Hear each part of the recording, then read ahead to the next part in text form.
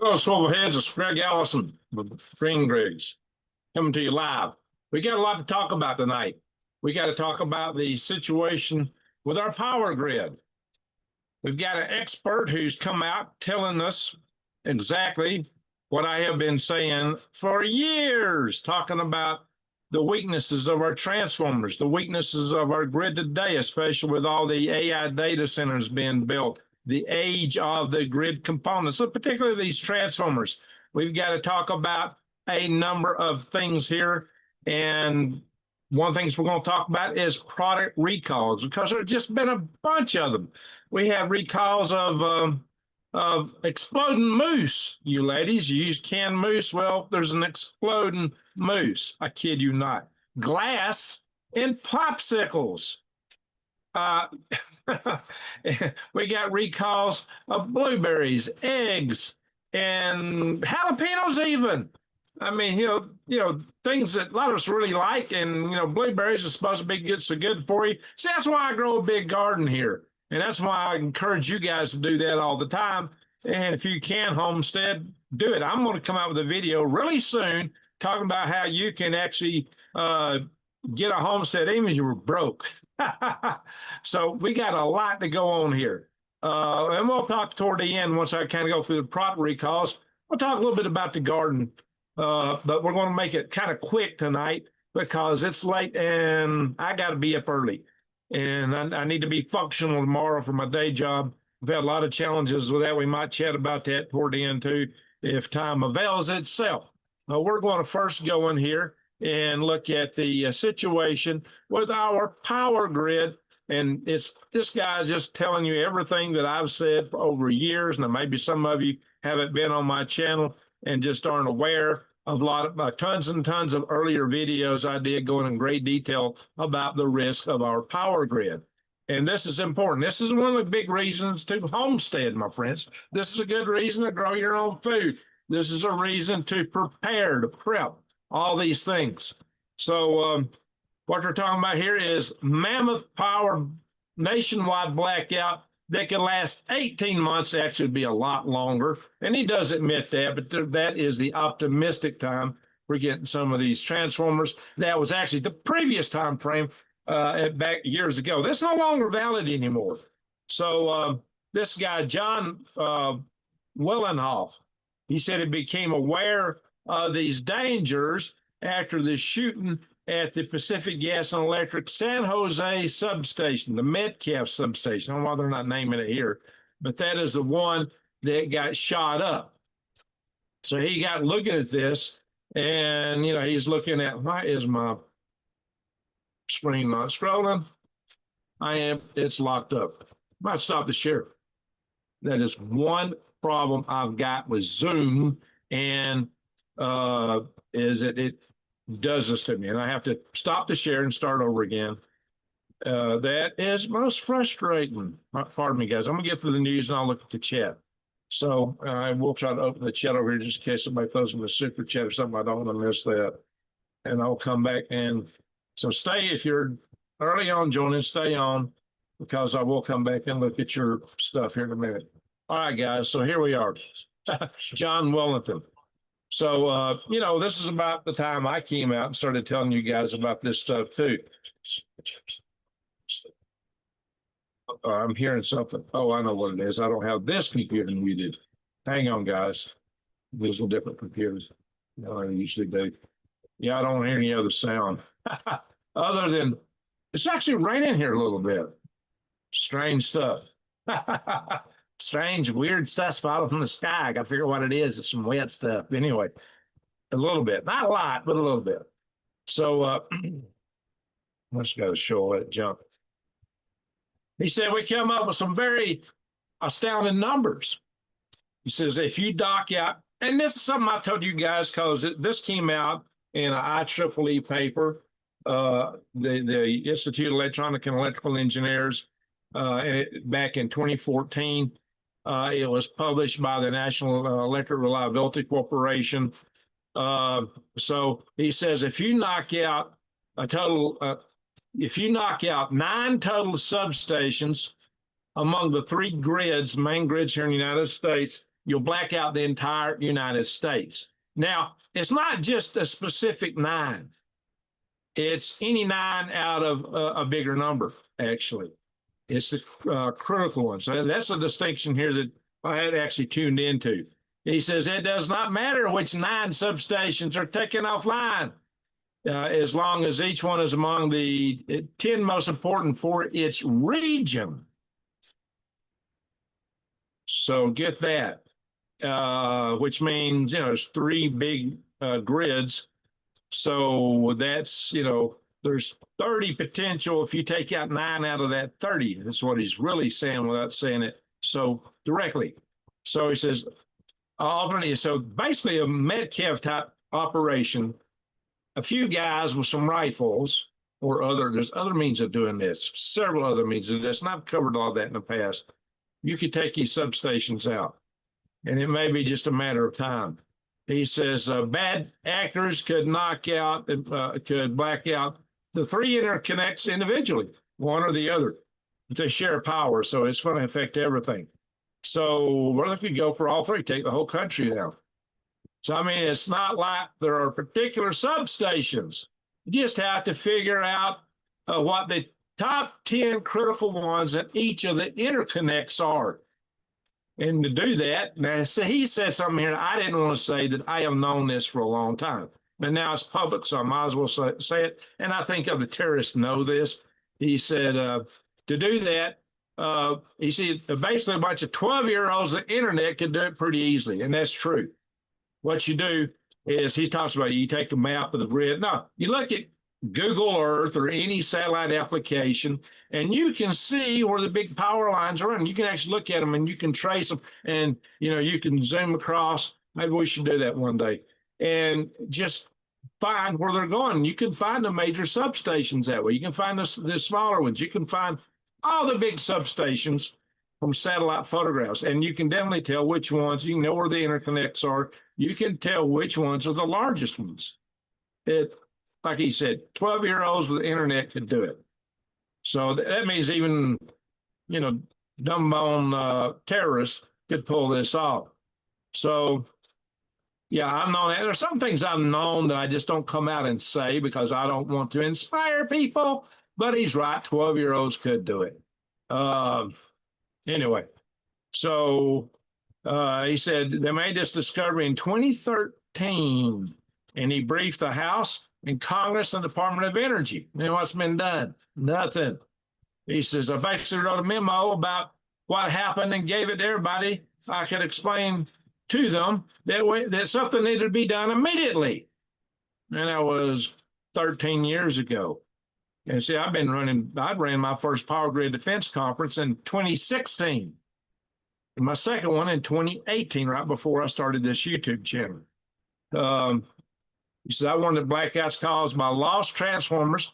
This is what he said back then. That's where who published this article. They keyed in on this number. This number is not the number anymore. He says that they warned it that it could take 18 months or longer to get these transformers.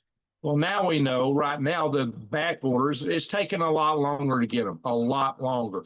We'll cover that in a minute. He says, Department of Homeland Security sent a delegation around the country urging utilities to increase security substations. We did a nationwide tour to alert operators about their vulnerabilities. And what have they done? Not anything substantial. So we got, and I've talked about this for more than 200,000 miles of the high voltage transmission lines. These are the big ones, not the ones that run around your neighborhood. And they're scattered among 55,000 substations. 55,000. That's a lot of targets, but you can always, like I said, you can tell which ones are the biggest ones. You see these big transformers there? Some of these are as big as a house and they weigh 200 to 400 tons. These things are custom designed. Every one is designed for its specific grid. And it's not easy. You can't go in with a modular solution. So, yeah, here's some of your big long distance transmission lines. You've seen them in your neighborhood, I'm sure, in your area. So he said, if the United States experienced a year-long blackout, It would be catastrophic. And I've told you guys that.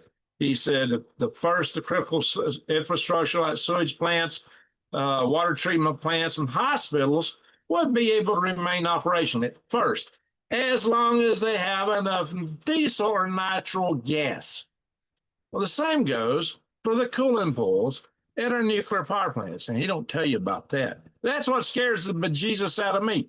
That's why I started organizing in 2015 to do the 2016 Power Grid Defense Conference. I was on board with this early on. And at that time, nobody was talking about the nuclear power plant problem. But once I realized that back then, I go, oh my God, I'm a prepper, but this is almost impossible to prep for. This is very difficult. So he says, those are the emergency radios, could listen in for updates. One of the 73 primary entry point stations, blah, blah, blah. But, you know, as long as there's power to run the transmitters, it'll be the point that only Helms' solar will be transmitting at some point. He said, once the diesel runs out and the gas pump shut down, it'll be more difficult to restore the grid. Yes, absolutely. And that's what's going to happen because the gas pumps require electric power. The trucks that deliver the fuel have got to go to those pumps too. Diesel fuel pumps, whatever. Even the delivery trucks have got to use the pumps. And they got to have their fuel pumped in the delivery trucks. And the trucks require a lot of maintenance. And maintenance requires parts. Parts requires a working supply chain, basically. The stores are going to be shut down. The mechanic shops will be shut down. The tools won't work. The computers won't work.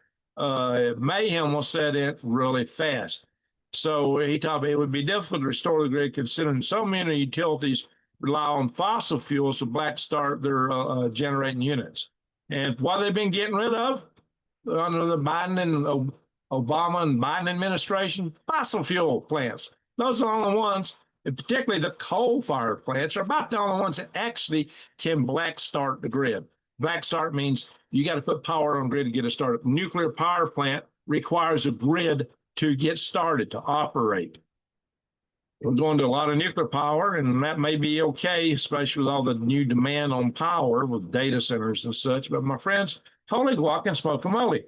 This is nuts, what we got to deal with here. So just bear in mind, I'm going to scroll down here and see if I can check how many people in our chat room. 36. Yeah, my viewership is dropping like a rock. But anyway, that's another story. So he said that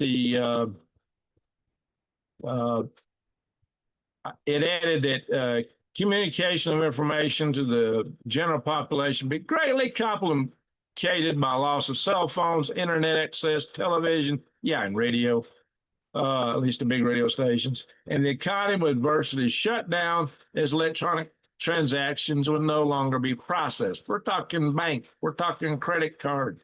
Your bank account isn't money sitting in a vault, it's bits, ones and zeros on their computer. And they have a little bit of money, but just to give people and they walk in and out. But for the most part, your bank account's digital. It says after days, widespread social unrest and confusion would ensue. Yeah, that's just after days, but it ain't coming back for many, many months, if ever. So there's going to be such a societal breakdown. I don't think you can put this Humpty Dumpty back together again for a very long time. He says the United States will then have to rely on international aid for food and fresh water or diesel. How many countries are coming to our aid? I mean, really, you tell me what you think other countries are going to do for us. Lone Star Redneck Prepper. Hey, what do you really think? Yeah, we aid other countries all the time. But do you ever see them doing much to aid other countries? No, they rely on us for it all. Are they going to come aid us and help us out in this time? Even could they?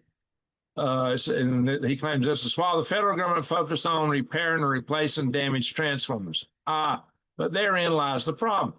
It takes too long because you and I both know, and I've talked about it before, that over 90% of the population would collapse within a year due to societal collapse, essentially. We'd lose 90% of our population. And that's not counting radiation from the nuclear power plants, spent fuel rod pulls. I'm not talking about the reactors. I'm hoping they would scram them with boron to shut them down. They would destroy the reactors, and some of them may not want to do that. And that would be a problem, because then the reactors would cook off like Fukushima.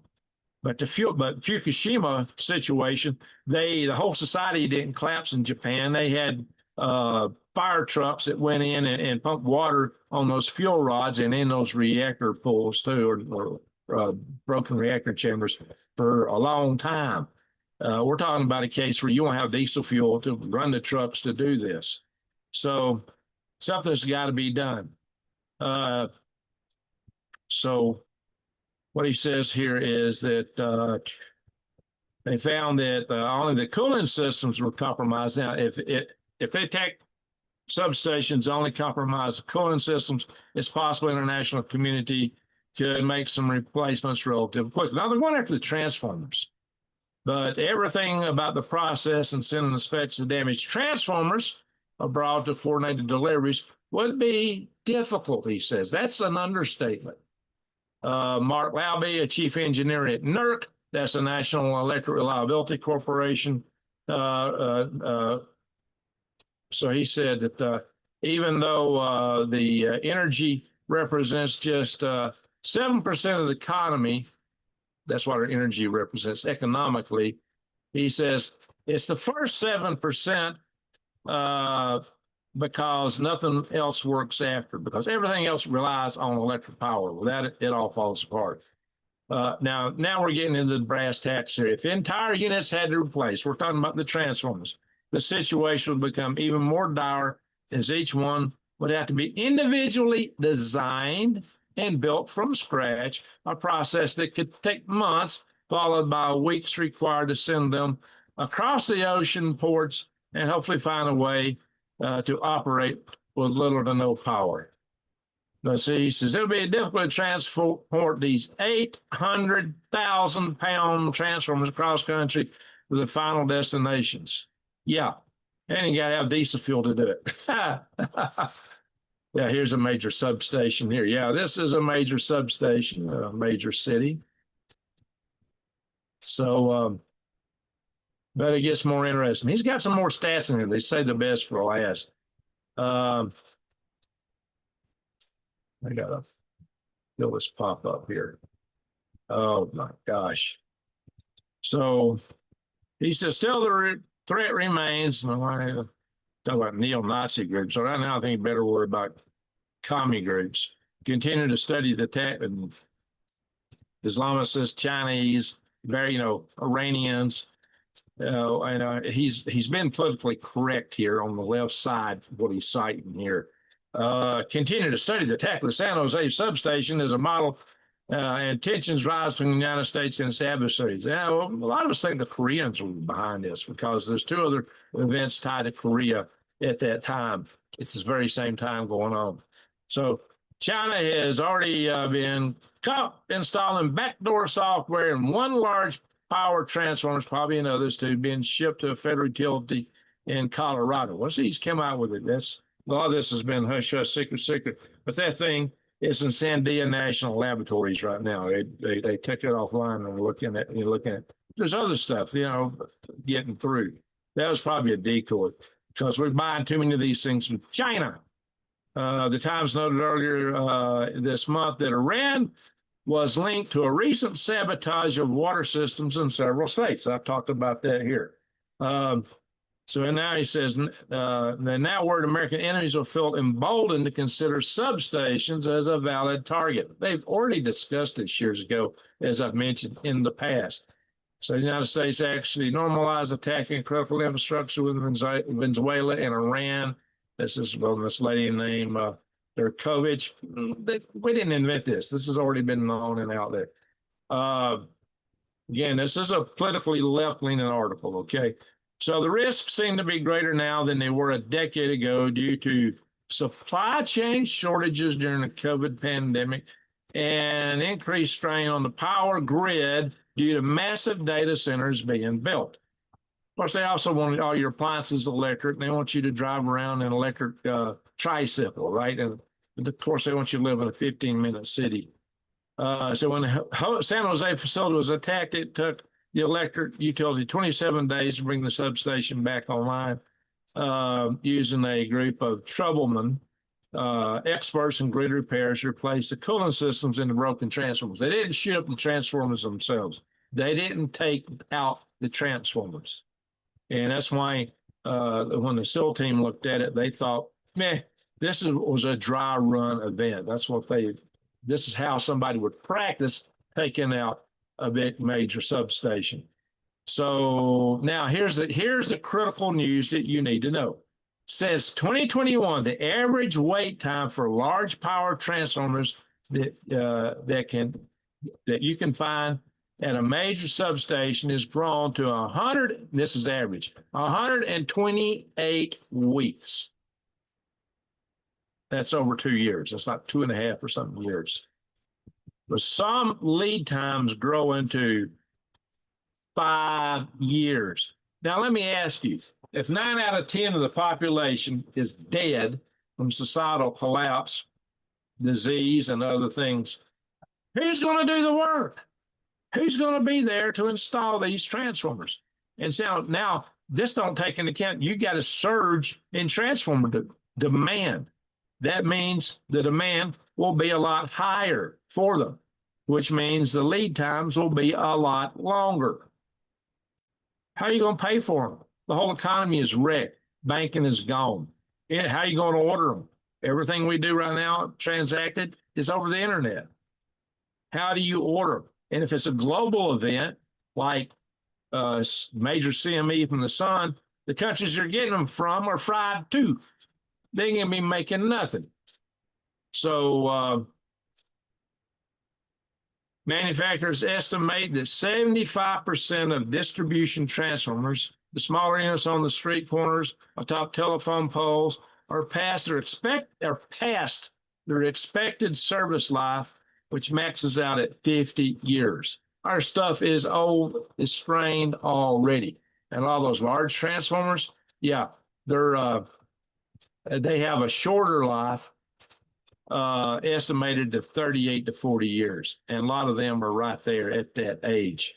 So, meanwhile, the demand for transformers in 2027 is expected to double that of 2020. So, those old numbers, like 18 months, that was old numbers. As the demand goes up, the lead time stretches out. Yet domestic manufacturers can only produce about 20% of the transformers purchased in the United States. Very few of the really large ones. There is a company around Montgomery that makes a few. It's a South Korean company, actually. Montgomery, Alabama. He says, we get them from half dozen other countries, including Mexico. The big ones come from South Korea and China, and we used to get some from Germany. Now, here's the thing. It shows these technicians winding coils. It takes master craftsmen to do this. Master craftsmen. You just can't hire somebody off the street and say, here's how you do it, and them do it. No, this is an art form. It's very difficult. He says we need relief in all kinds of metals to help make this work. Transformer manufacturers are struggling to find a master craftsman that can create individualized transformers needed for each substation. And so, a guy citing here, Hart, claimed that some of these new hires are missing out on even the most basic skills. We literally, in some of our facilities, begin our training process with lefty-loosey, righty-tighty. He says, if all the businesses for transformers across the globe shifted back to the United States, he says, I don't think we could staff it. And honestly, no. And how do you make up for the big surge in demand that we would have to get these transformers? See, this is the thing, guys. We're talking major mayhem. Our society is going to collapse. How you rebuild it from that point We've lost 9 out of 10 people. A lot of them being the technicians you need, the people that maintain the trucks that deliver the fuel. You said we'd have to rebuild everything from scratch. It would be such an upset that they're not really talking about it.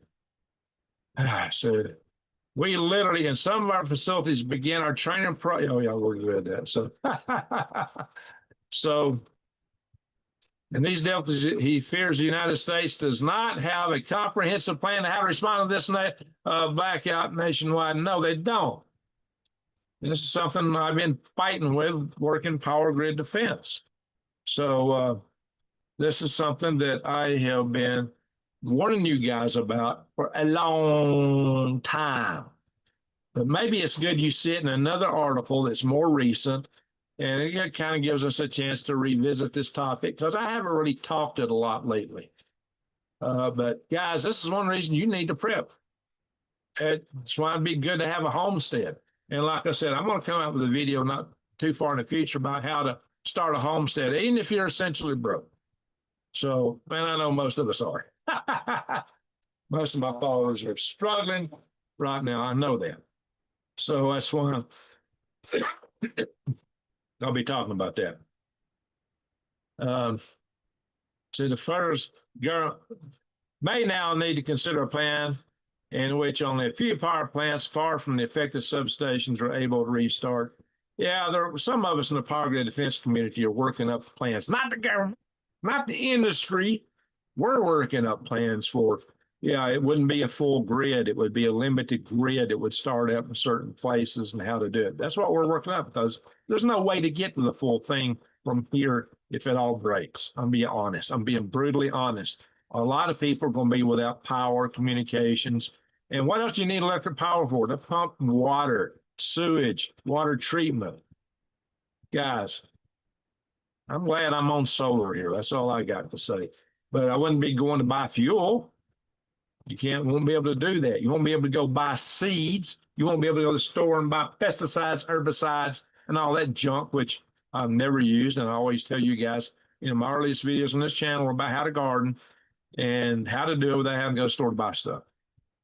That's an important thing that will take into account. Peter Pry, yes, absolutely. A dear friend of mine, Dr. Peter Vincent Pry. I've had him on this channel several times. I'd highly advise you, if you haven't seen my videos with Dr. Pry, to go back through the history and search on Dr. Pry and find those videos and look at them. They're typically a couple hours long, and every minute of it is golden information on the smartest man I ever knew. I've had him to Huntsville, Huntsville twice, and then we went down to Montgomery on another occasion together. He was a guy I could pick up the phone and call. And we had some great conversations.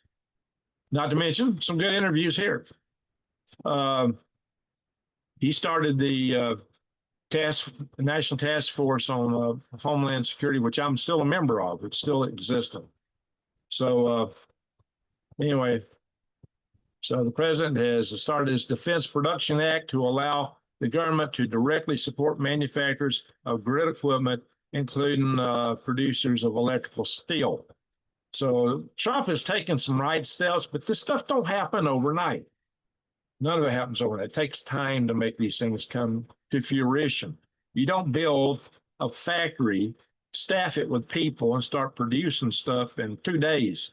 It takes years. Same way with trying to go back to doing rare earth metals. We have ores in this country, and we have allies with ores. Well, first we got every place that you might mine these ores regulated out the kazoo. It takes years to go through all the paperwork to open a mine, and the processing facilities are about the same. It takes years to set all this stuff up, guys. But we got to start. So he urged transformer manufacturers come talk to us at the NEDC. Well, yeah.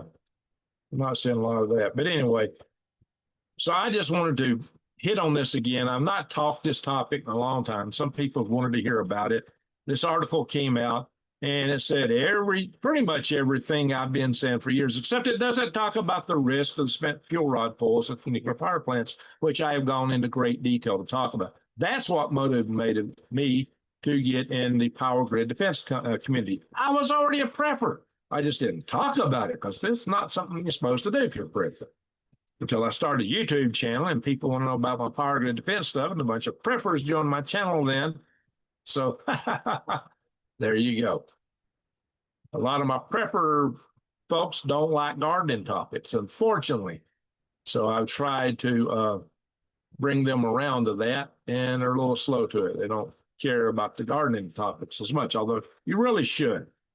So one thing that old Nate over at Canadian Prepper and I are aligned on, the ultimate prep is a homestead. America's, I'm living in my bug out location. This is my bug out. I have bugged out. I put everything where my mouth is and my foot. You know, my foot's where my mouth is too, right? Sometimes. America's largest grid wants to cut power to new data centers during shortages. Why? Because they'll have to shut their generators down if they don't, because there's too much demand. Well, if they're shutting down the data centers, that means your bank may not have the data they need to transact stuff. That means the internet's down at times. It means that people like me working from home might have issues, at least as much as Starlink requires data centers to operate, but at least the antennas in space, I don't know. I come to you through Starlink. My computers and Starlink and my own solar array. Grid goes down. I still got electricity. But you know, I won't be able to go to the store and buy nothing. But yeah, I'm already prepping for that. The only thing I need to do is work more extensively on rainwater collection. Now we're going to talk product safety here for a little bit. Bring all our troops on, Greg. So here we are, product safety. I kid you not, guys. Popular hair mousse has been voluntarily recalled due to potential packaging issues that could cause a product to leak or explode under pressure. Now, how many of you ladies use this hair mousse? They don't tell me which one it is, unfortunately. Details. So I got some little thing here. A hair mousse. I'll do that to me. Maybe they'll tell us which one here. A popular hair mousse. All right. The recall affects 6.76 ounce cans, Schwarzkopf Professional Oasis Grip Extra Strong Mousse. Ladies, if you got this stuff, get it out of your house. Get it out of your house. If you got that kind of hair mousse. Now, here's another one. Popsicles. Popsicles with glass in them. I've covered glass in other products in previous videos. The affected flavors are strawberry, watermelon, grape, tangerine, and black cherry. And I guess you'll see a picture of here. It looks like something called Outshine Food Bars. Yeah, there may be more. Guys, you can't trust the products you're buying in the stores. You can't trust, and we're going to go over some of the foods that are just shocking here in a minute. Shocking. You can't trust these products. So I've been telling you guys, you know, look, we got 12 major corporations that control over 550 different consumer brands. And they don't care about you. They've already figured out it's cheaper to settle a lawsuit out of court than to provide the good products that you deserve. Because, you know, they sell this junk at all your big box stores, the Wally Worlds and such. And they put all kind of chemicals in it to make it look pretty. They give it good color to make it attractive. They put chemicals in it to give it longer shelf life, to improve the taste, actually to make it addictive, thanks to R.J. Reynolds buying heavily into these companies.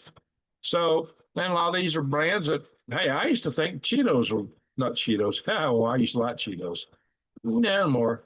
Cheerios is on this list too, of all things. It blew my mind. There it is. Cheerios. And you got Oreo cookies in here. There it is, Oreo. I've seen them trying to burn Oreo cookies with a torch. It won't burn. If it won't burn, can it really be food? And, you know, a lot of products you put on your skin, aftershaves, lotions, sunscreens, shampoos, dish detergents, dishwashing, I mean, even clothes washing. You know, those chemicals get in your bloodstream through your skin. And those are even less regulated than the food products. And, you know, the United States allows a lot of stuff in these products that aren't allowed in other countries. And there's even, if you discount the stuff that's not allowed, even there, a lot of the stuff that's in these products, no good. Stay away from processed foods. That's what top priority here. If you have to buy from a store, stay away from processed foods as much as possible. Eat whole foods. Grow your own when possible, as much as possible. When you can't grow your own, as much as you can, go to a farmer's market. And those 12 corporations are controlled primarily by your big three asset management companies. They have at least 10% share of a lot of these companies, which typically winds up being a controlling interest. The chief one, the biggest one that's the most controlling is your good friend BlackRock. I say that facetiously because Larry Fink chairs that, and he also chairs what else? The House of Klaus.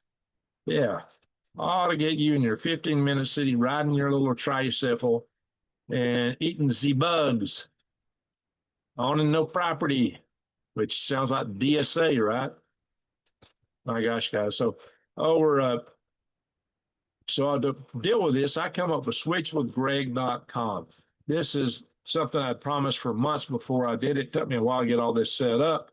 Switchwithgreg.com enables you to switch away from these nasty products to a family-owned company, family-owned, not big corporate. None of these guys, none of this mess that makes everything in America. The company's in America, and the products are non-toxic. I do think some of them are made in Canada, but you know, Canada's part of North America. So, but the company is based out of the United States. The good thing is the products are so non-toxic, even the cleaners don't need child-proof caps, but they're very effective, highly concentrated. So you come to switchwithgreg.com, fill out this form, and this is my website. The data comes to me. I share it with a member of our community named Lisa, because I don't have time to follow up with everybody. She will call you and onboard you into this process. She's a good girl, really, really nice, sweet lady. So, and this data goes nowhere else. So, blueberry recall. They always say blueberries. Blueberries are supposed to be the healthiest thing in the world to eat, right? Now we got a blueberry recall, a series of blueberries and mixed berry products. It's not just blueberries. Mixed berry products were recalled due to possible what? E. coli. So this applies to stuff sold in Greenwise products sold at Publix. Hey, I used to shop at Publix when I was in Hunts Patch. So whole organic blueberries, yeah, organic. It's supposed to be organic. They got the E. coli. So where are these sold at? Well, Publix is mostly in the Southeast. Alabama, Florida, Georgia, Kentucky, North Carolina, South Carolina, Tennessee, and Virginia. So if you're in any of those states, especially for shopping at Publix, this Greenwise, yeah, don't eat that stuff. I'm giving you some good warnings. Jalapeno! Jalapenos! I love jalapenos. I love blueberries. I love jalapenos. So Nature Best Pre-Cut and Produce LLC based in Texas. Voluntary recall jalapenos supplied by Coast Citrus Distributors. So it may say Nature's Best, Fresh Cut, Pico de Gallo. So this is some of the things. The recalled items expand the Coast Citrus Distributors jalapenos. And they were grown in Mexico, the same as all that lettuce stuff. Yeah, what are people doing? Wiping rear ends with the lettuce and jalapenos? I don't know what's going on. We'll talk about it in a minute. So at least 345 illnesses have been reported in 27 states. Now, here's the states in this case. But you better watch the jalapenos, the jalapenos. I always call them jalapenos. When I go to the checkout if I buy some in the store. I had some plants out here, and I think a cow ate them. I had some jalapeno plants. I love growing my own peppers. I'm gonna have to get that reinforced. Anyway, Alabama, Arkansas, California, Colorado, Georgia, Illinois, Indiana, Kansas, Kentucky, Louisiana, Michigan, Minnesota, Missouri, Montana, North Carolina, North Dakota, Nebraska, Ohio, Oklahoma, South Carolina, Tennessee, Texas, Utah, Virginia, Washington, Wisconsin, and Wyoming. Holy guac and smoke-a-mole. That's a lot of states, folks. That's a lot of states. So I'm bringing you guys practical advice here, things to avoid. Probably anything you buy in the store, honestly. And now, 19 million eggs recalled over salmonella risk. Just don't stop. This is on the top of the lettuce problem. It's just this stuff is getting just about everything you buy in a store. 19 million eggs, possible salmonella contaminants. Midwest Poultry Services is the one that's recalled this after detecting salmonella and pterididis, however you say that, contaminations at 2 Texas farms. So this stuff come out of Texas. The eggs were produced between June the 6th and July the 3rd. So, they keep eggs in the refrigerator. They probably keep a while, but the states are Texas, Oklahoma, Arkansas, Louisiana, New Mexico, and Mississippi.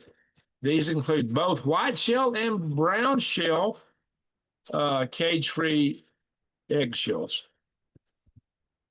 So more warnings, guys, more warnings. I tell you what, I am really meticulous when I cook with my eggs. How I handle them, I wash my hands a lot.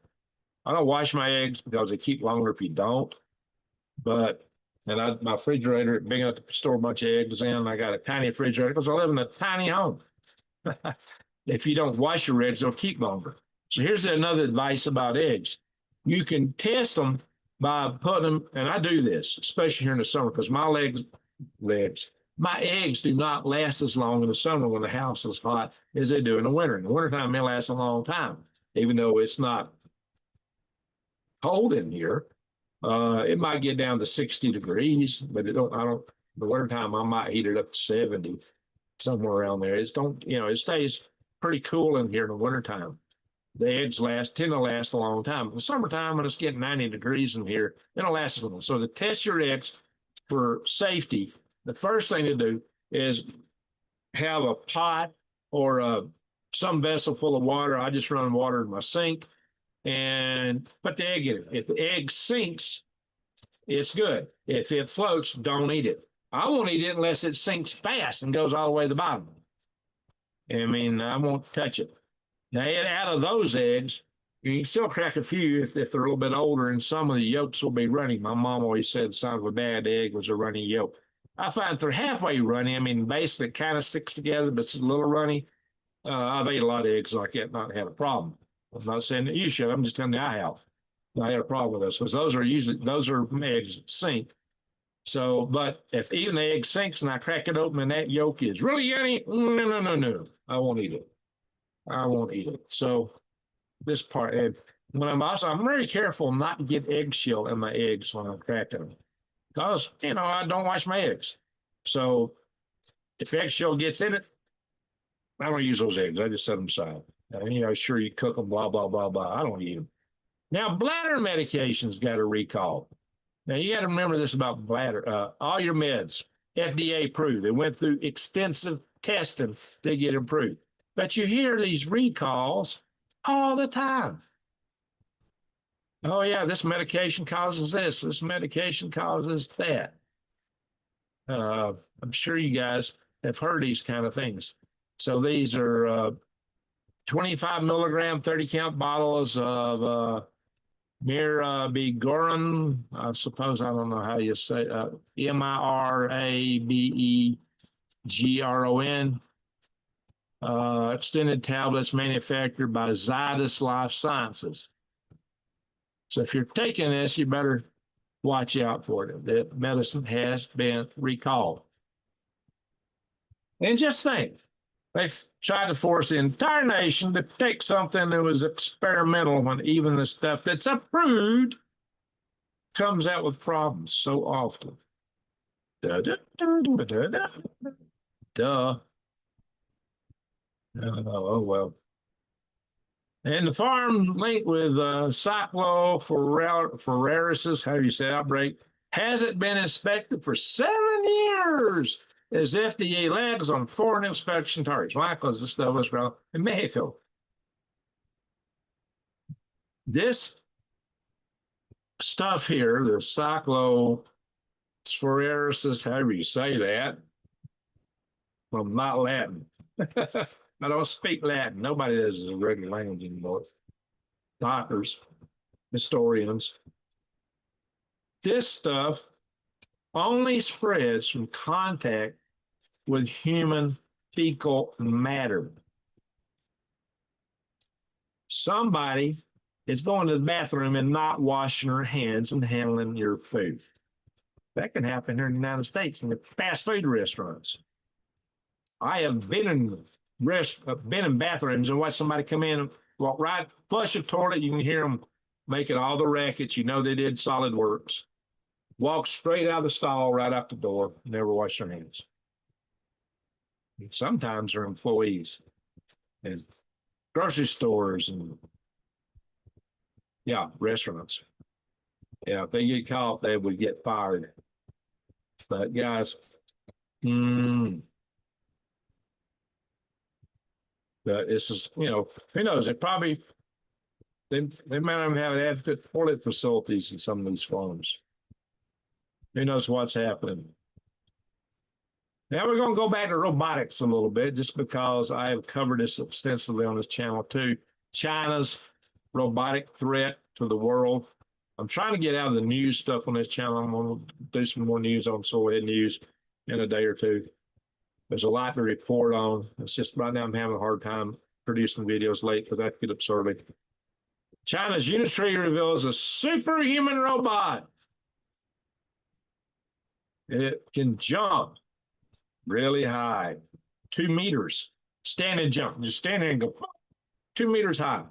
That's over 2 yards, guys. Can you do that? How many of you can jump like that? Thank you for calling for thumbs up. I'm going to check the chat room in a minute, guys. Hang on. If you were early in the chat, just hang on. I'm going to go back and ready for the comments. So, yeah. This is Unitree. These guys make robots that are cheap, price-wise, relatively speaking. Some of these robots are less cost than paying somebody minimum wage for a year. And they might work 3 shifts for you. Although robots still, if you tell a robot to go out and slop the pigs and feed and water the chickens, it ain't happening. They may be good at a lot of discrete tasks. They talk about folding clothes all the time. I don't think I'm going to pay umpty thousands of dollars to have a robot fold clothes or mop my floor, sweep my floor. My floor ain't big enough. I'd have to worry about that. So, you know, yeah, certain discrete tasks that are repetitive, they can do. There's still limitations on what they can do out in the real world, although they put some through firefighter tests recently. So they didn't quite do all that well, but it's pretty outstanding how fast these things are coming up to speed. It's scary. It's absolutely frightening. So social media post last week, Unitree said it cumulatively produced and delivered 18,000 bipedal humanoid robots of multiple models as of July. Well, they just had a big IPO, Unitree did, and they're talking about making a whole lot more. So your robot super soldier is on its way. We've talked about that. That's why I would be worried. But China, Unitree just blew past $39 billion valuation mark. taking the crown from the incumbent figures last round. So there we go. Unitree is now, yeah, the United States is in the process of banning Unitree or Chinese robotics, just like they banned the drones, because China can use them to spy on you. Yeah, from robot dog helper, China puts robotics ambitions on display at World Conference. Now, I know some channels, showed the robots, a year ago, and they were nothing to be impressed with. And, it was a lot of choreography, but they're getting better, far better. Just imagine if you had a pet robot dog. Don't that look kind of stupid? Somebody's going to want that. Robot playing ping pong. Now, that's interesting. Yeah, their skills, and that's a Unitree robot playing ping pong. Their skills are getting better. Breakdancing? Okay. Playing soccer? Yeah, their skills are playing another person with ping pong. Okay. Wow, look at that, guys. He's hitting the ball. Okay, I'm not scrolling now. Did I hang up? Yeah. Okay, I got to stop the share again. Why I have to do this, I don't know. Go back in. And it don't matter what computer I'm on. This happens across multiple computers. Strange stuff. These robots are going boxing and all kind of stuff. They do martial arts. That's scary, right? Yikes. And still, Elon Musk has not released his robot. And the ones that come out of Massachusetts, what's that company? That just got bought out by a South Korean company. When Massachusetts lab, what was his name now? You get brain locked right now. Those robots are extremely expensive. Not something that just anybody be buying. So, another product I forgot to mention. I didn't put it with the rest of the products. Pardon me for that. FDA announces nationwide granola recall due to salmonella. Granola. All your health foods. Blueberries, mixed berries, granola. Certain bags of granola have been recalled nationwide due to salmonella. The recall product is LACNOLA. Lacnola, lactation, granola. Designed for breastfeeding mothers. Just what somebody needs when you're breastfeeding your kid. Oh, yeah, I talked about toothpaste contamination in a video way back, right? Toothpaste designed and marketed as a kid's brand, the kids' toothpaste. Over 90% of all toothpaste have heavy metals in them, including those, marketed for kids. And I think those are worse. So let's see. The Hampton Grocery Inc. recalled 8-ounce bags of Lacnola lactation granola. So if any of you ladies got a friend, daughter, niece, or if you yourself are in the process of lactating and they're taking this special granola to enhance that, you better think again. Give the time to clear out the old product. Now here's some good news. They've come up with a fork that helps minimize microplastics. It's made of sugar. A sugar fork. Can you believe that? A sugar fork. Wait, when you're done eating a meal, you eat the fork for dessert. Yummy fork. Can you put a little, they'll be putting flavor in them next thing you know. Eat your meal, eat your fork. Is that funny? So it's not all bad news here. I try to bring in things that are entertaining and good also. And so we're going to look at earthquakes. I want you to look at the Aleutian Islands. Holy guac and smoke-a-mole. They're rocking hard in the Aleutian Islands. You would think some of these Puerto Ricans flew up there and started dancing. Puerto Rico's always got earthquakes. They'll go out. The Ring of Fire is really active right now. The entire Ring of Fire area. No big earthquakes at the moment, although there was one a few days ago that 7.7 had a tsunami alert enough to come out of it. So I like to look down here. That one was Warner Springs, California, 3.6. Anything that's got some adjacency to the San Andreas Fault, I do like to check out. Come on, scroll. There we go. Couple of them inland. Not so many in the mid United States right now. Indian Springs, Nevada, and Mofi, Pound, Nevada. If I said that right. Anyway, we'll look at space weather. Now here's a close-up shot of the crater. That must be the stage coming in right there. The crater that is now called SpaceX crater. They named the crater after SpaceX. SpaceX crater on the moon. Pretty good sized crater. That's a new blast ejector. No major sunspots facing directly at us. These guys are rotating out of field. So you're not going to have a major CME tomorrow morning. That's more good news. And more good news on the asteroid report is, as usual, we don't know of any that are coming between the Earth and the Moon anytime soon. Don't mean that one won't sneak up on us. All the smaller ones are really bad about that. The smaller ones that we haven't discovered yet.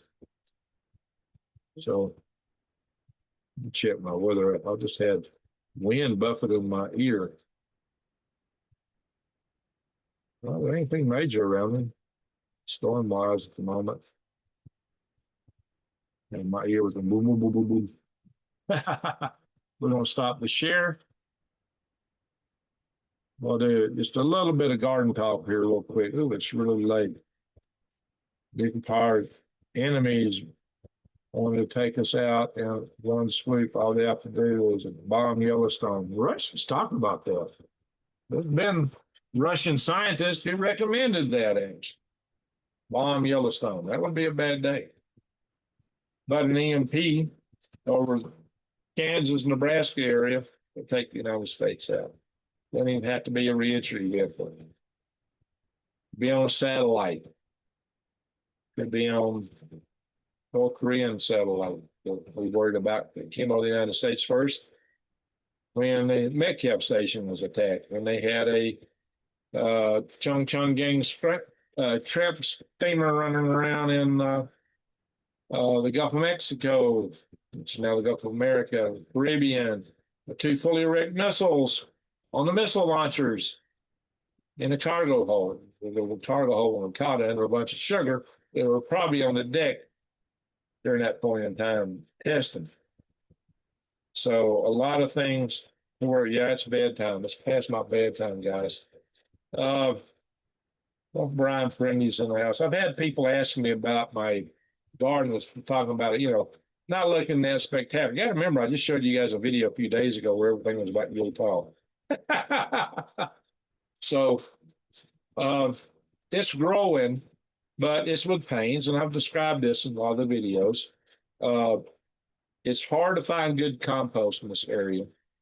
Compost, I had bought a load of manure. I can't use it because it's full of grazon. Grazon is toxic. It'll kill plants. You can't even sprout radishes in it. I've had it 2 years. Allegedly, it takes 3 years for the grazon to break down, but since we're in the desert, I don't know about that. It may take 20 years. Another thing is horse manure. In Alabama, all the horse manure, when it aged just a little bit, turned black. This stuff looks like grass green still. Don't look like any horse manure I ever saw in Alabama. That's true with all the horse manure products I've seen out here. Maybe somebody has found another source. The situation with manure is you got to be exceedingly careful when you buy it, and you better test it. The best way to test it is put some in a pot and put radishes in it. No radish would sprout it. Nothing else. I tried several things for several weeks. Nothing would sprout. I could take the radishes and put them in the dirt outside, and I did this. They sprouted like immediately. Yeah, it worked. But when that is poison, it will kill them. And unfortunately, a lot of the manure products here are poison. And it's that way all over the country now because they've been using graze on them, just like Roundup, which is a shame. It's going to be bad for the horses and cows that eat it. I guarantee you. It's going to mess up their gut biomes. It's not going to be good for them. And it makes the fields pretty. You get hay. Oh my gosh, it's terrible. A truckload or two won't do me. Let me be clear. I have 3,000 cubic yards of garden beds. 3,000 cubic yards of garden beds. I filled them with wood chips on the bottom first. Now, the real way, if you're doing your garden, you want to save money, find rotten wood and put it in there.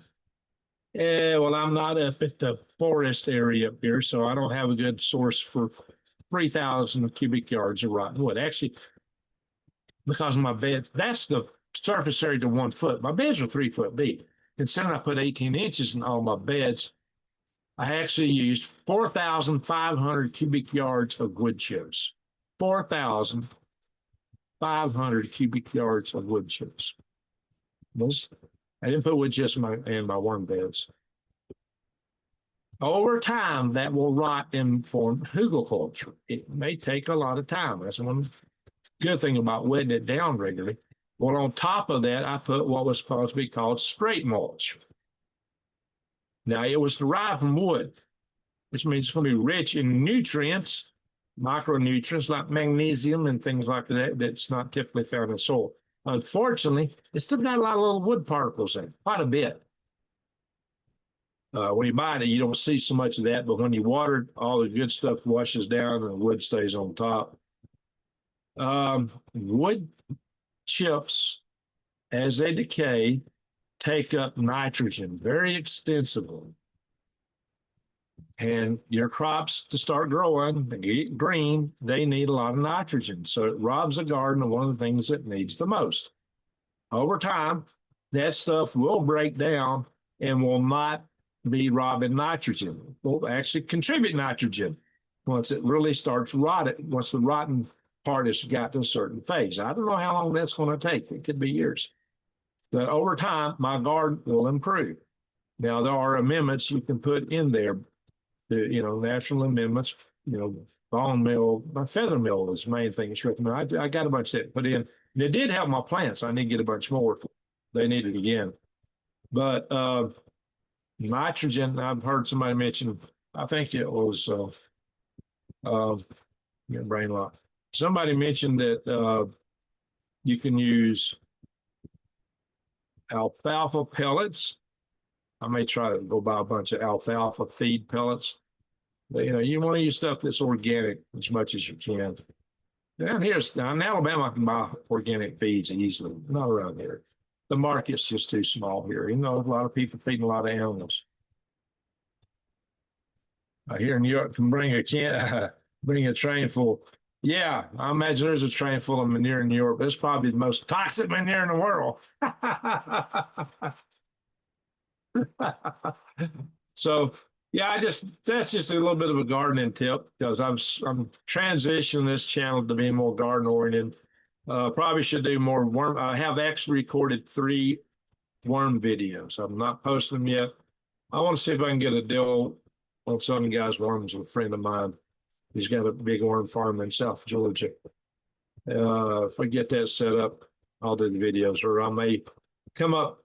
I need to redo my book on how to raise worms, update it, and release that. And I want to have something to go with the videos when I release them. So I don't know. I may not even release them until next spring or late in the winter. The peak month for people wanting worms is February. I'm not ready to sell worms myself yet. I might in a couple of years. I may sell some locally next year, possibly. But I am not ready to sell worms yet. I got to grow my herd. So you got to have enough. And even then, I don't know if I'm going to sell them nationwide or just locally. I used to ship all over the country. But you got to hire help for that. And I am not just allowing anybody to come down to my property. Anybody comes to my property has to be vetted for by somebody I know and trust. It's hard to find workers, but you know, I got to have vetted for people. I'm not going to allow just anybody down here because people robbed me blind. They broke in my house. They stole stuff left and right. Yeah, I did catch and encounter these people. So not a pretty situation. I'm not going to go into details on it here because YouTube might ban my channel. But too much drama. Too much drama. Anyway, I had a real good crew up in the tool, the bug hit. I had a crew of people harvesting worms that would get like, we sold 180 pounds one week.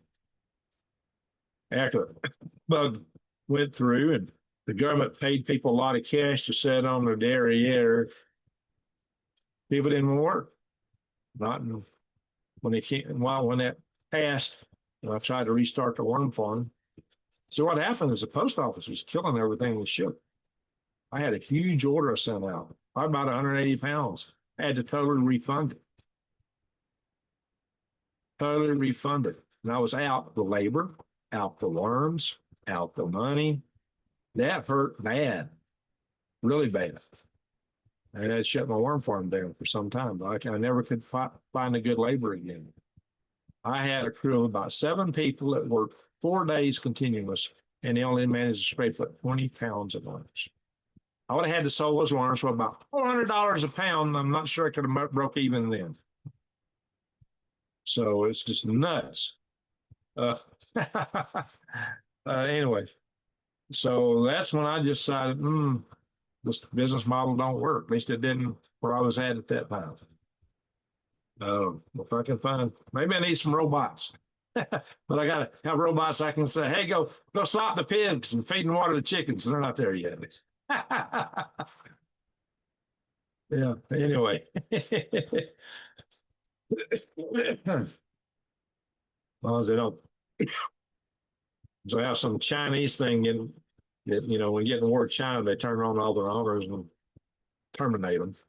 Especially somebody that is so friendly about China like me. Yeah. That's the last thing I need. Is a Chinese robot running around my property. Looking at me. He gonna get him one day, right? So let me go through the chat and see what folks are saying. I just want to do a little garden chat since that's part of what we're about now. So yeah, Man of Dirt. Classy, yeah, good to see you back in here. I know we're roughly where she lives. Kim Blanchard, Mary Green, Bud Slinger, good to see you back. Southern Grits, Space Girl, Halo. Buzz on high school technical schools, yes. Yes, Sharon, that was a big problem. They never should have closed the tech schools because they're just sending kids from schools through paperwork stuff and into college, and all they're taking is social sciences. They can't get a job. And then because they got a big degree, think they're educated and can't get any work, they get all disenfranchised and they go join the DSA. That's what's happening. Scandinavia offered to help us with Deepwater Horizon oil spill. Yeah, Obama shouldn't have refused that help. I'll be honest, that was a major catastrophe.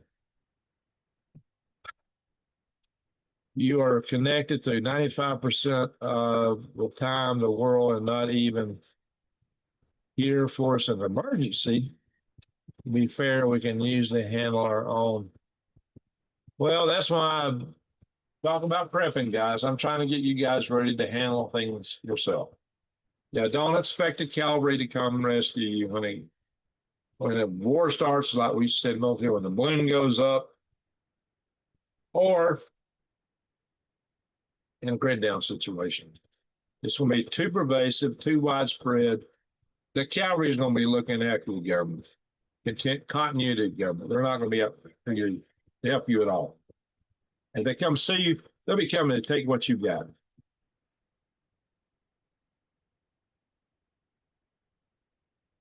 Structure still be the best. Storage will be at shortage thanks to Bob. Hey, Nunu, I hear Dearborn, Michigan, entertaining at the moment. Y'all wouldn't want to be there, especially when you want to live there. You guys have not seen it in the movie After Armageddon about a virus, 2015. Guys, Russia had refrigerated warheads loaded with a engineered virus, smallpox virus. It was supposed to be 100% fatal. They figured if they nuked the United States, the survivors would be so ticked off that we would march across the Bering Strait. You know, in the wintertime, it actually freezes. You could actually cross from big and little Diomede Islands. They figured we would come over there and just pour into their country and wipe them out. The good old boys, rednecks amongst us would say, "The heck with you, we're coming after you," or something like that. So they wanted to totally wipe everyone in the United States out. So that was a lot worse. We didn't know that until the wall fell. And I'm telling you, we got warning signs of something worse from China. You need to go back and watch my old Universal Habitat videos. I got new plans vis-a-vis that for making it completely hermetically sealed. Closed loop life support system. Easy done. Grow your own food, everything, make your own air. I got it figured out. I will be talking that in the future. Be aware of any man who keeps a pig farm. Why is that? I don't have any pigs. We had some when I was growing up. I wouldn't mind having a couple. And very few heavy-duty trailers. That's right, Jason. There's like a half a dozen rail cars and trucks that can move those big transformers. So even if you had them all on the loading docks, getting them in place, some of them will put in place with railroads, and the rail lines aren't even there anymore. And just lack of thinking, lack of planning. Tidy whities, oh.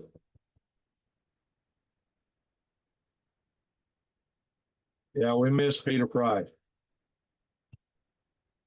Robots, thus data centers. Where are the 500,000 robots built in the United States? They're waiting for brains in warehouses. Yeah, Tesla hadn't rolled out his Optimus yet. I don't know. Will he ever roll it out? This is maybe the big question. Mini reactors. Oh, the mini reactors are actually built to be safe. If they fail, they're not going to spread radiation.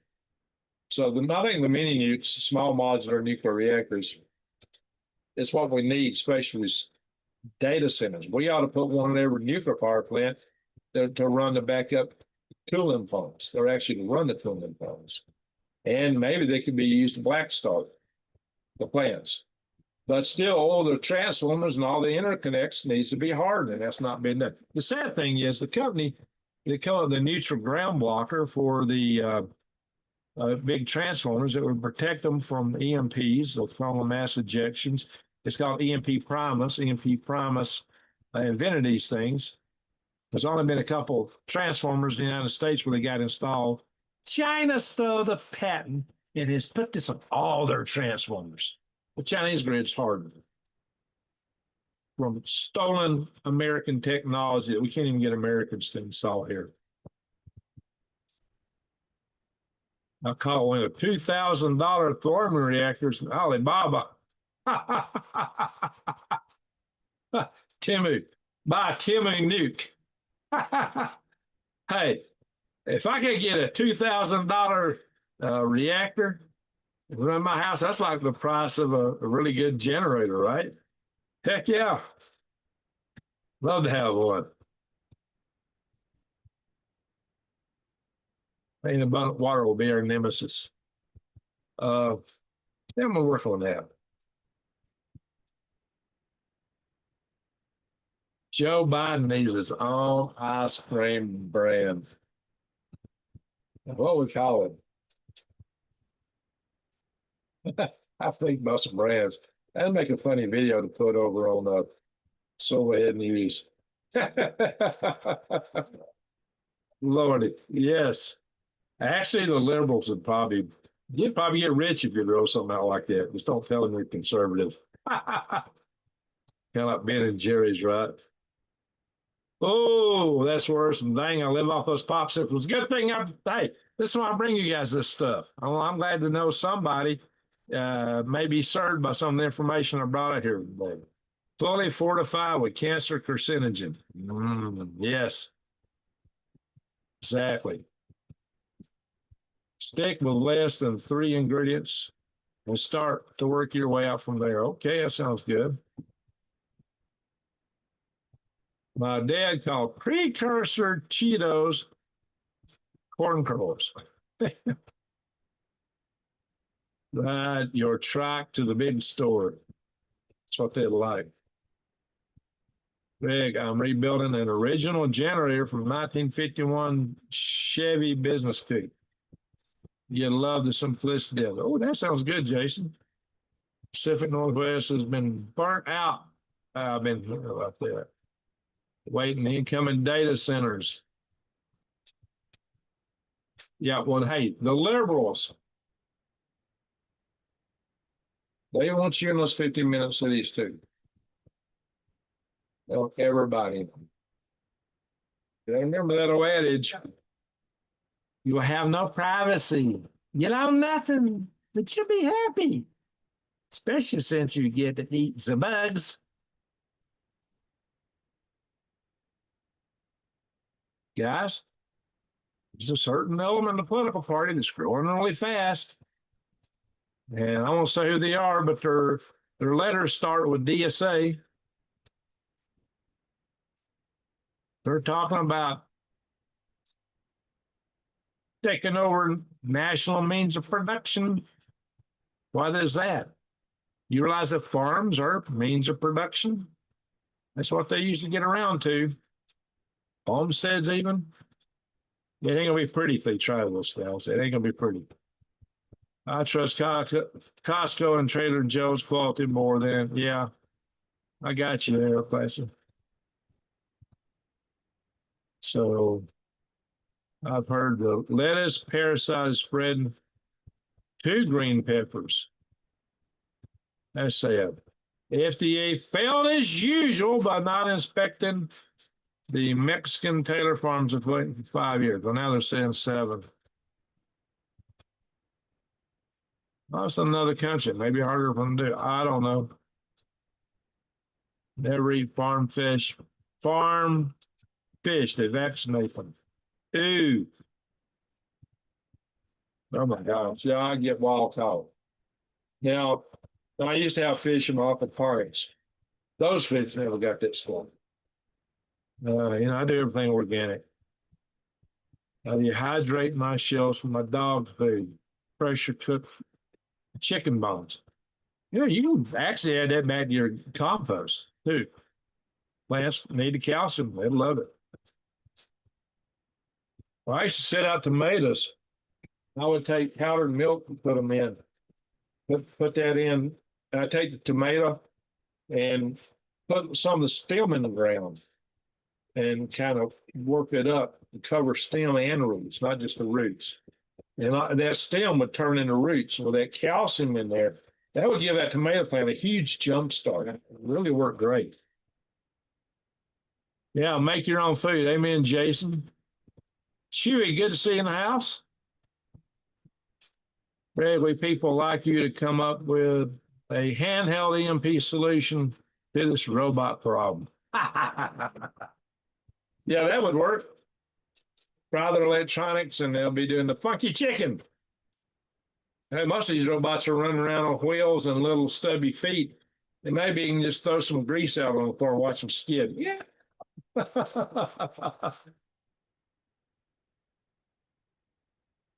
I'm pitching an armed robot dog the size of a double-decker bus. Yikes.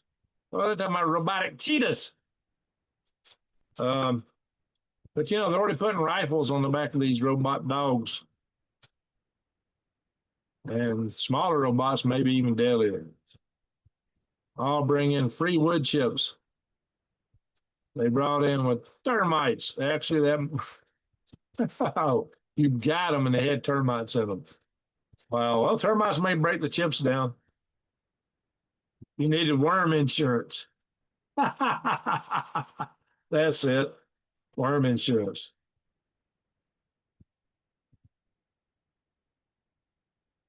The thinnest part of the Yellowstone caldera is over a mile thick. Well, what's happening is the hot spot's moving under some thicker mountains. It keeps moving east. And it'll be harder to blow, which means if it does blow after a longer time and all the pressure they have to overcome, it might be a huge explosion. But that likely will delay it. Now, the western edge of it could blow, but it may not be as big since it does seem to be moving out of those mountains. That's a good thing for us right now. Yellowstone would be probably the volcano that give me the most trouble here. It would be some ash, but it wouldn't be ash fall no more than people in a lot of countries deal with on a regular basis. Like awesome. People live in Indonesia, maybe the Philippines. So it would still be a problem, but it wouldn't be. The problem with the ash fall is it'd be covering our grain belt. We would lose a lot of farm produce, which may happen. Mandani Socialist grocery stores, yeah. Klaus Falls, yeah, I call him Klaus Schlauber. Sniffy Vanilla. Sniffy Vanilla. Yeah, the liberals wouldn't be buying that probably, but yeah, that would be a good name for it. I did a couple of videos on Silverhead News about Sniffy Joe. I did one about his ice cream. That got included in one of them. Brain freeze. That's my thinking as well. A handheld. Well, probably K32 post modulator. Probably take something out of a microwave oven to make it. I've seen a guy use some components out of a microwave oven to make a little EMP rifle. I think they're illegal, but yeah, probably do a DIY robot slayer, drone slayer. I'm in Idaho now, so Yellowstone. Yeah, if you're at Yellowstone would be a really bad problem. We can put our own towers and transmit our own mind control frequencies. Oh, all right. Any other desert or maybe anti-mind control device. Well, the way to deal with RF is called destructive interference. If you can put out a signal that has its troughs where that other signal has its peaks and this peak where the other signal has its trough, in electrical engineering and signal engineering, that's called destructive interference.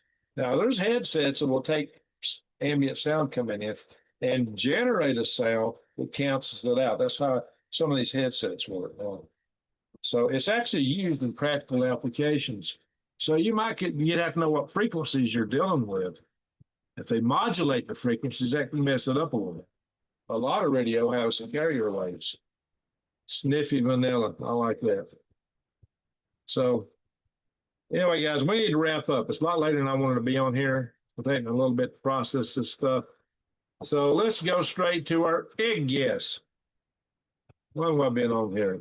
83 minutes. I was hoping to do some like 30, 40 minutes. All right, guys. How many eggs did I harvest from my hens today? I'm a homesteader.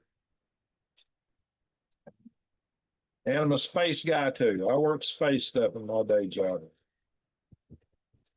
How many hens did I harvest today? You can make one with a magnetron. Yeah, but no micro. That's what I was talking about. Wouldn't be very affordable. All right, keep guessing, keep guessing. Keep guessing.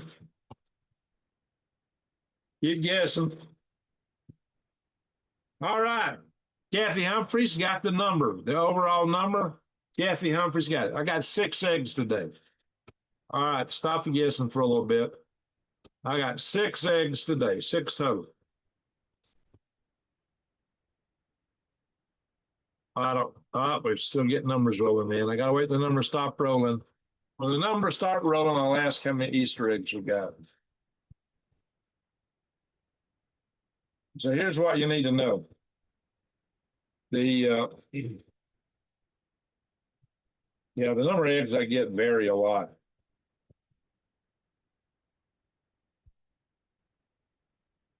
They do vary quite a bit. Greg, have you thought about becoming a state national? What do you mean by that, Deanie? Of the desert? State national what? All right. I guess people are guessing Easter already. All right, go ahead. How many Easter eggs I get? It's not 2. How many Easter eggs I get today? Well, somebody should hit this fast because you know the total number of eggs is 6. So it can't be more than that. How many Easter eggs I get today, folks? Keep guessing. 4. Kathy Humphreys got it again. All right, girl, you're on a roll tonight. You're on a roll. Kathy got the guess first both times. So I'm going to show you the eggs. Here's the eggs I got today. These 4 Easter eggs. And these 2 are not. That's light color, but it's not an Easter egg. It's kind of brownish. There's 4 Easter eggs here. That's almost a creamy, that's just a creamy colored egg. So 4 Easter eggs, 6 eggs total. So, I mean, sometimes they'll do me good and lay me 9, but it's usually 7. But I think last time I only had like 3 eggs yesterday. So it varies. It varies a lot. It could. I think when the weather cools off, I might get more eggs. Yeah, she's a champion. You won your self-paid. You won yourself a self-paid trip to Las Vegas. Yeah, I ain't got anything I can give away. Maybe one day. Maybe one day I'll get sponsorships and things sent to me. All right, before I go, I want to check my email, see if anybody sent me a donation to my website. Because if somebody's sent me a donation, I like to give credit where credit's due. Not tonight. Okay. All right, watch the mice count. My cats brought one in front of my house today. One. One mouse. Now, was that a question we did ask? That ain't a daily occurrence. Oh my gosh, when I first put my cats outside, they would take them out and have them on the house. I bet they had like 30 or 40 dead ones on the house that stuck to high heaven. It stuck to high heaven. Because there's a lot of mice usually living in juniper trees and they extincted them. Now, some mice will still be trying to sneak in from adjacent junipers every now and then. They don't stand a chance, not anywhere close to my house. Hard to explain in chat. Oh, state national. Oh, what is a state? Let me go back over it. State national. I'm not sure what you're talking about. All right, everybody, tell me where you're at before we go. So we got somebody in the desert or with a desert in their name. I'm really curious. So everybody, tell me where you're at. I'm going to go back to my chat here. Let's see. Before we go, where you at? Where's everybody at?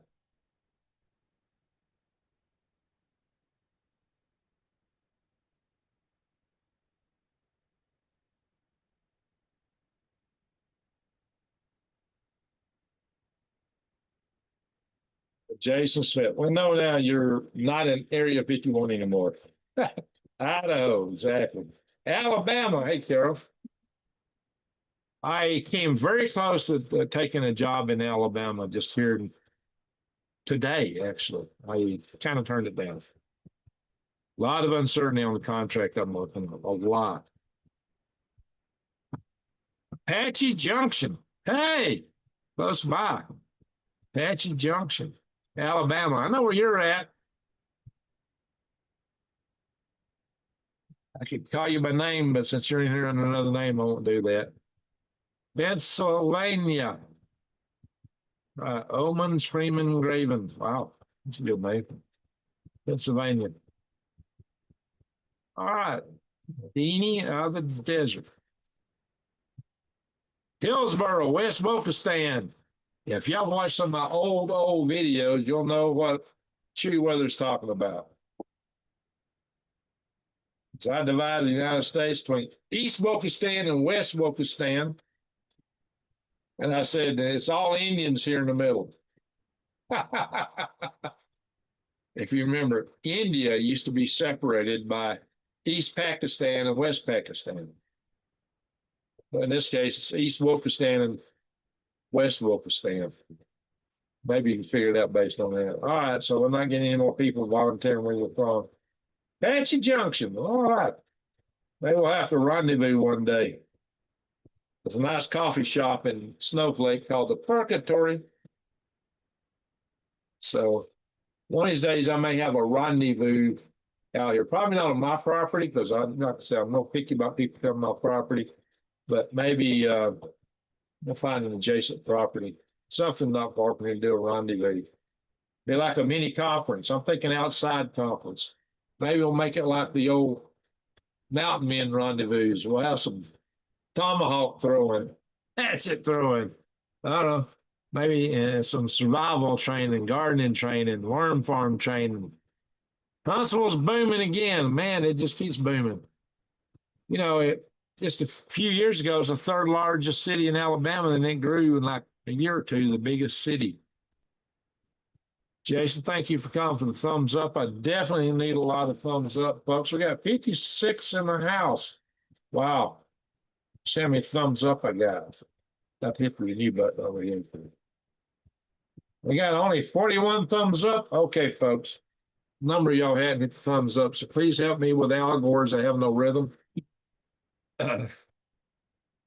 Yeah, I came close to going back to Huntsville. Just because there's a lot of uncertainty with my day job. But I think it'll work out. Pfizer at El Nino. I wish I get more El Nino rain. I need to, one of my priorities is going to be to increase my water collection out here. Yeah, I could roll right down 95 straight to you. There is a proposal for building a nuclear plant on base. Rests on Arsenal. You know, they got a power plant on the Arsenal where they burn all the garbage from Huntsville, probably all of it from Madison County, most likely. They burn the garbage at a power plant. They have a garbage plant where they burn the garbage and make electric power on Redstone Arsenal. Next time our outreach committee comes up there to do a community event, I'll give you a shout. Oh, okay. So I'll have to find out what this state national is all about. All right, folks. Hey, I want to thank you mods for keeping it clean tonight. We used to get invaded by all kind of trolls, massive numbers of them. But you guys dispatched them so fast, I don't think they even dare come here anymore. So we have, we every now and then we get a solitary troll come in here or somebody that's just got an ill disposition. Trash the energy is the way of the future. That's a good move. I left AZ to move back to Alabama. I could have forewarned you. Well, I had a property here already paid for. And, I like it here, but the county I'm in is too regulatory, especially for a poor. They're more regulatory and rich, extremely affluent Madison County, Alabama. Madison County, Alabama is extremely affluent, rich. And they don't regulate things like broke Navajo County, like tons of poor people living here who are living through the burden of all the regulations the county puts on. Yeah, that's terrible. That's terrible. Yeah, cleaned out quick. Yes, you guys dispatched them. So that's why I got on that tangent. Is just to thank you mods for keeping it clean. You do that, trolls dare not tread here. They dare not tread here. Thanks to you guys. You're wonderful. Thank the world of y'all. And I want to thank everybody for watching tonight. Please share my videos. Oh, I did a video, a garden video I posted yesterday, I believe. Only got 200, maybe 18 views last time I looked at it. That's like something I might post on Product Papas, which isn't even monetized. I mean, all my other channels get more views now. I mean, the views were very little. It was a good video. If you want to see the updates on my garden, go look at that video, the last regular video I posted. Check that out, guys. They have water restrictions. No, Jason, I can collect rainwater here. They don't want you to live on an RV on your own property for more than 6 months, 3 months. They got all kind of crazy regulations. You can do it in Alabama. They don't want you to buy a shed from Home Depot or Lowe's and move into it. You can do that over in the next county over, but not this county. People do it though, but you're not supposed to. They can do it in Madison County, Alabama. It's amazing what you can do in Madison County, Alabama, that you can't do out here. Really amazing. The only thing about Madison County, Alabama is you can't go off grid. If you don't have electric power connected to your house, they will condemn it. That's stupid. You know, they only got electrical power in the late 1940s in the community I grew up in. So I love the garden videos. I'm glad you do. More SpaceX launches coming up, including potential dual catch. Yeah, that'll be cool. I just hope the heat show will work. We'll talk. Yeah, we got to do some stuff over on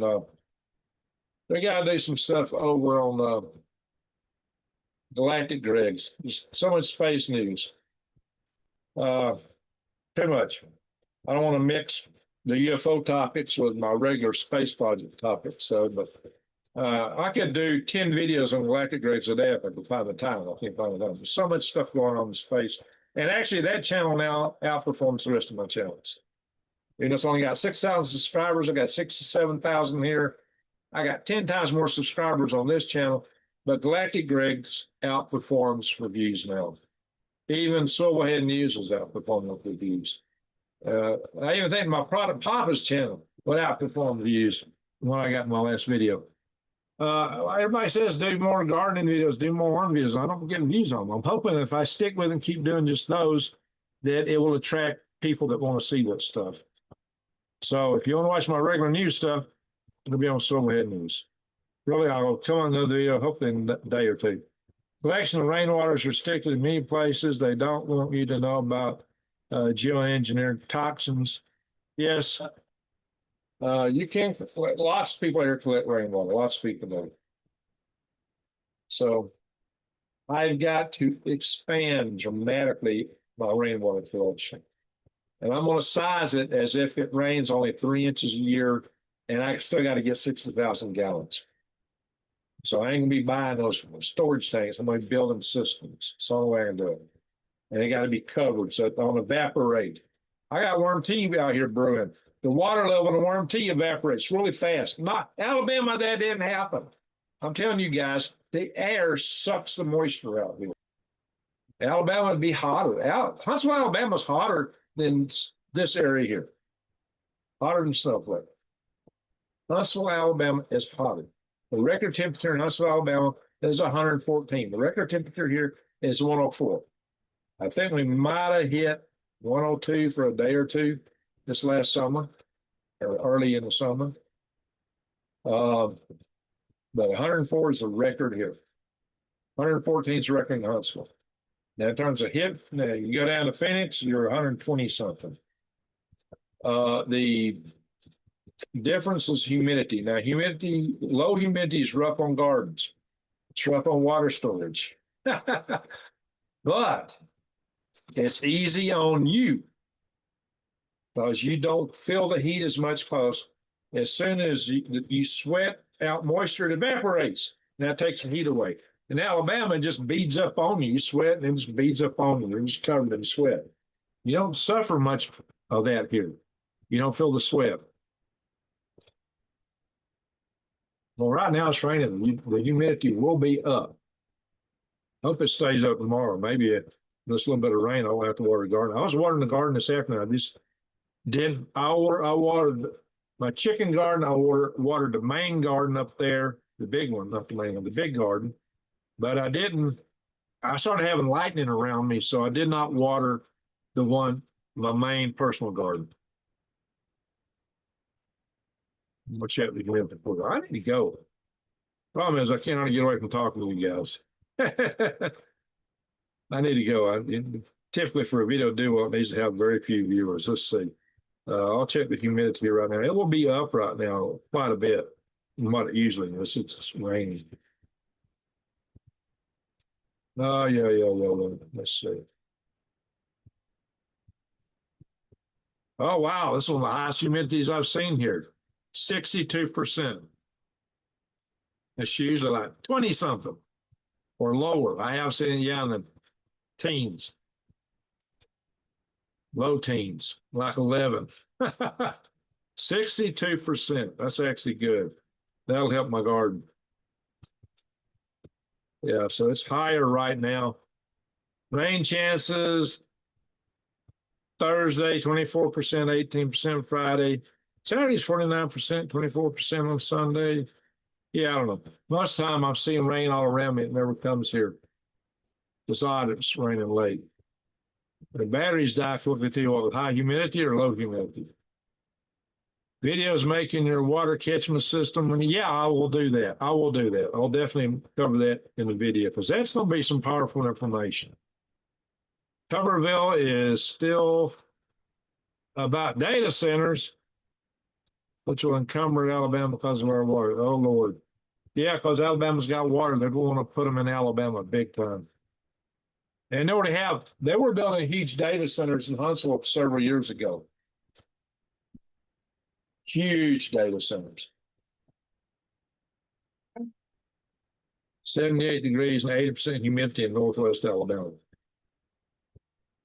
Yeah, y'all do, 80%, 90%. We won't see that here. But you guys definitely get it. Been there, done that. I lived in the Huntsville area for about 40 years, 4 decades, and I grew up in Alabama. So there's another 2 decades to add to that. The only time I wasn't in Alabama is when I was in the Army or when I've been out here. So, yeah, they can put them in the ocean, launch them into space, keep them out, don't suck up our groundwater. Y'all, they want to put one in the whole brook. It's like, why are you putting data centers in the desert? You're building them in Phoenix, and Phoenix is about out of water. It's crazy. We're getting rain right now, not torrential rains, but a light drizzle. Yeah, that's what I'm getting. I saw it raining really hard over that way. It always rains hard to my east. West of Decatur, the Michael Fight. Michael Fight. All right. Hey, smart ass spatial, we haven't seen you in a while. U.S. has a few thousand data centers. China has a handful. That's interesting. Deep state are conducting psychological warfare on your planet. Where are you from? Dusties. You're not from this planet? I'm not sure I am. Cool off enough for me to open the window. There you go. I got a window open right now. I don't have no AC. All right, the temperature's down to about 81 in here. It's a lot cooler outside, but I only got one window open. When I in the video, I'm going upstairs. I'll open some windows upstairs because that's where it's going to be hot. They could use air separators and cool them with liquid nitrogen. Yeah, well, you got to do a lot of compression like that liquid nitrogen. That takes energy too. Cheyenne, Wyoming has toxic wastewater from the data center. Don't doubt it. Well, they got a medical center in Huntsville. they built it on what was a beautiful old farmland property. There used to be an area there where you could go out in the field and find a lot of arrowheads. Deanie of the Desert says, I think some of the data centers are for diverting water underground. Maybe for spying on us. Las Vegas uses up the last bit of the Colorado River. Yeah, it's pretty sad. Something about bacteria issue. I covered a bunch of that earlier in my video. So guys, yeah, if you can get on a well, get on a well. Collect rainwater, collect rainwater, collect rainwater. I do have a rainwater collection here. I will do more. And I will cover it when I set it up. California's eating up all from Lake Mead. Yeah, it's mostly going to California. That's why one of my videos where I had a big flood going through my wash back last year, I was teasing about somebody cooking a chicken in LA with that water. I said, well, I'll go down the Colorado River to those lakes and get sucked up by California and go to LA. That's where most of it went. So somebody might have cooked the chicken with some of that water we saw going by, flushed it toward it, something like that. Have you heard anything about building underground cities under the mega data centers? Yeah, I don't know, Kathy, maybe. We've talked about perhaps something inside of Green Mountain. There's a lot of rumors to that nature right now in Huntsville. Why can't data centers use antifreeze? Good question. A lot of good questions there. Use to keep the lawns green. That's the last thing we need to do. All right, folks, I seriously got to go. It is way too late for me to be up because I got to get up in a little bit. So once again, I want to thank all you mods. Thank you, everybody, for watching. Well, we got 64. The later I stay on here, the more people I get because people are waking up on the East Coast. So if you're just now catching this, be sure to go back to the rewind. The new stuff is up front as usual because I cover new stuff and then we just talk. They say the data centers are closed loop systems. Yeah, I've heard that.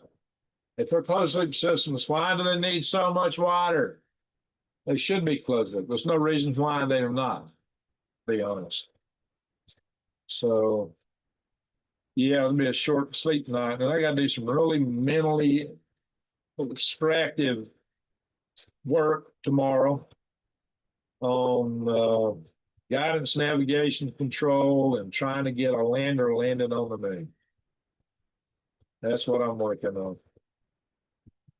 I am working on what will probably be, if it works out, cross your fingers, the next human landing on the moon. That's what I am working on right now. So wish me luck. I hope they make all the right decisions and pull it off. Anyway, yeah, just woke up in Florida. Well, we got 70 on now. Look at it. Our views are going up in a hurry. All right, folks.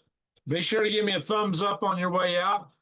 Be sure to catch the rewind, the first part of the video where I'm talking new stuff, and leave a comment below in the comment section, please. Comment somebody else's comment. That kind of interaction really helps these videos. So I want to, again, thank everybody for watching. Thank you, mods. I've said that like, what, 6 times now?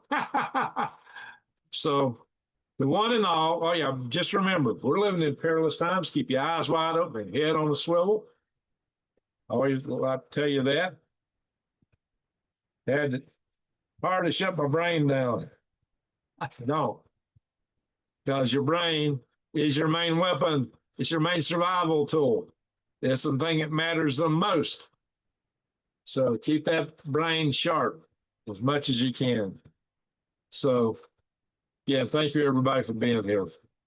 And to one and all, a good night, good day, wherever you are. And in honor of Granny Atlanta, because that's kind of my modified the night before Christmas symbol. Send my Santa Claus there, all my Santa Claus, ho, ho, ho. So